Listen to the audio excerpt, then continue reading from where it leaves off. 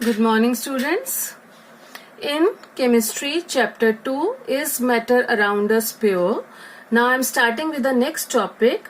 The next topic is separating the components of mixture. So what does it mean? That from mixture we have to separate components, and for that we will apply different techniques known as separation techniques. Different methods of separation are used to get individual components from a mixture. So it depends on the type of mixture, then we will apply the separation technique. For example, if the mixture is of type heterogeneous mixture, then heterogeneous mixture can be separated into their respective constituents by simple physical methods. By simple physical methods like winnowing, evaporation, threshing, we have studied these methods. So if the mixture is heterogeneous, then we can apply physical methods. So it depends on the type of mixture, what type of separation technique we are going to use. Now the very first mixture we are taking is what we have to separate. How can we obtain colored component dye from blue-black ink? Now what is ink? Ink is basically mixture of dye and water. Okay, and we have to separate the constituents of ink. It means we have to separate dye and water. What is dye? Dye is a colored component. Okay, if it is black ink, it means it is mixture of black dye and water. If it is blue ink, it means it is mixture of blue ink, blue dye and water. So what method we will use? We will use the method of evaporation here. So what is the principle behind the method of evaporation? Principle is that we can separate the volatile component. Volatile means the component which can vaporize easily is known as volatile component. So we can separate the volatile component, that is solvent, from its non-volatile solute.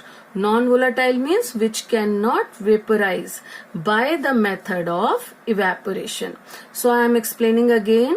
If the mixture is of type in which the solvent is volatile and solute is non-volatile, then for that mixture we will use the method of evaporation.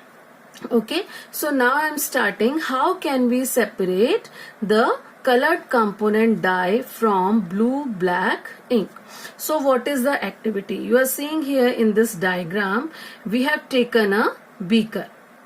In beaker we will take some water. Beaker is half filled with water, and at the mouth of beaker we have kept one watch glass. Watch glass is a simply plate of glass which is used in lab, and we will put few drops of ink in on the watch glass. Now what will we do? We have taken one burner also, and we will start heating the beaker.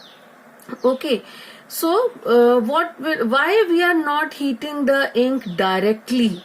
What we have done, we have taken ink on watch glass and we have kept watch glass on the beaker which is filled with water. So but why we have not why we are not heating the ink directly? Because ink is a basically, or dye is a complex compound. If we heat it directly, it will decompose and it will not remain as dye. So if we want to get dye itself, proper dye, then we will heat it indirectly so that this dye compound do not decompose.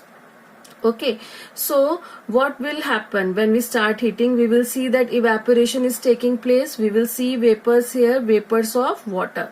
So continue heating as the evaporation goes on, and stop heating when you do not see further changes on the watch glass. When you see that vapors has stopped coming out, at that time we will remove the burner. We will stop heating.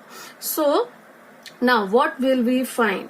We will find a solid residue. We will find a solid residue which is dry on watch glass.